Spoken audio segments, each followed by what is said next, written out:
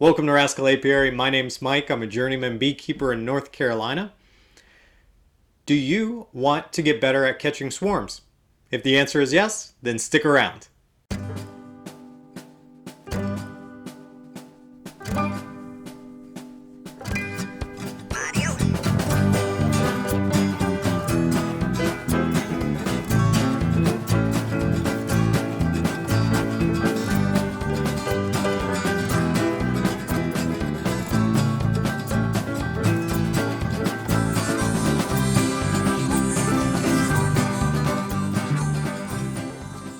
Dr. Tom Seeley conducted an experiment on swarming.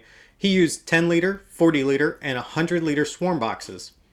If you'd like to read more about Dr. Seeley's experiment, see the link in the description called Honeybee Democracy. It's a great book.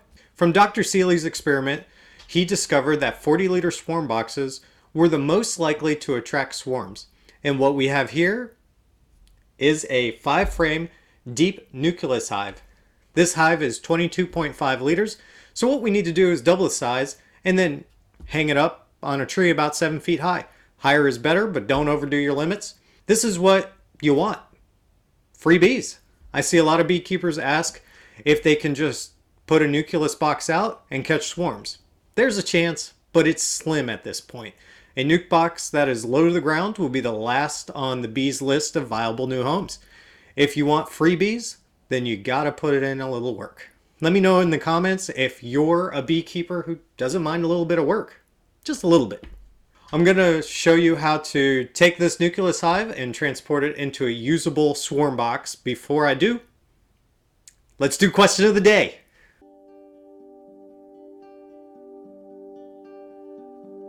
Which of the following is not a honeybee dance? The cleaning dance, the Lindy dance, the DVAV dance, also known as the joy dance, the massage dance, or the alarm dance? Let me know in the comments. Can you tell what I did to this nucleus here? We had to expand the nucleus hive from 22.5 liters to just over 45 liters.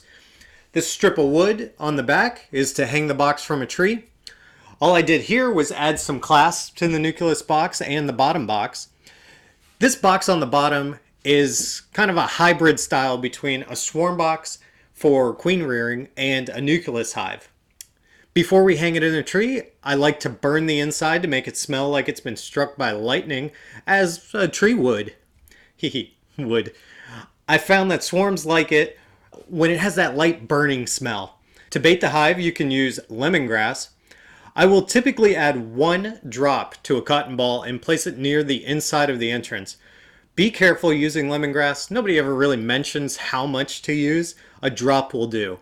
More than 3 will kind of deter the bees because it's too strong of a smell.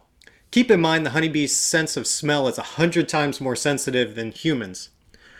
I personally use these little swarm commanders here.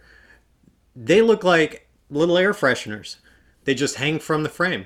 They work really well. Even 2 years later, they still work well. When I'm not using them, I seal them in a Ziploc bag. Lastly, if this is not your first year beekeeping and you have some saved comb, once the flow starts, add 1 or 2 frames of comb to your swarm trap. Leave the rest of the frames empty. Even if it has wax moth, it's okay because you should have froze it over the winter, so that wax moth is dead. Now what you want to do is pick a spot for your swarm trap. Now this is kind of like picking an optimal spot for your beehive. If you haven't checked out my video on choosing the perfect location for your beehive, that will get you up to speed on where's the best spot. When we go to hang our swarm trap, we want it 7 feet or higher, facing south, southeast. I'm going to put my swarm commander in the trap. I'll make sure the screen is ready on the front. This will trap the bees in. If you do catch a swarm, you just walk out there and, pin the screen over the front, and then you'll just painter's tape the edges to make sure they don't get out. Next, we're just going to, wait for a swarm. If you're like me, you'll be peeking out at your backyard the rest of the beekeeping season trying to spot a swarm. If you do spot a swarm and the bees are still flying, check out my video on tanging and using lightning audio to bring the swarm down to your level, and thus preventing them from escape. I really enjoyed using the Stormy audio to stop bees from flying out of the apiary and getting them to actually land where I wanted them to.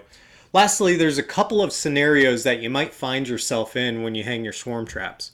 One is trapping a swarm in your apiary. In this case, you can move your swarm 3 miles down the road, wait a week, and move them back to your apiary, placing them where you want in your apiary. If you don't have a spot to move them, 3 or more miles away, you can move them into your apiary where you want, but leave them closed up for 3 days. After 3 days, you can open it and then just place some branches and grass in the front so they'll reorient to the new spot that you put them in. This can be dangerous during the summer because it just gets way too hot to leave them so closed up. Your second scenario is if your swarm trap's already 3 miles away. This makes it really easy because then you can just trap them, close them up, bring them to your apiary, set them up right away in the spot that you want. Your last kind of scenario you might find yourself in is if you have too many beehives in your apiary and you do catch a swarm, you can give them to one of your new beekeepers in your association, have them come out and take it out of your swarm trap and give them the experience of retrieving and moving to their apiary. All right, if you have any questions or comments about swarming, let me know. Remember, healthy bees are happy bees. Thanks for watching.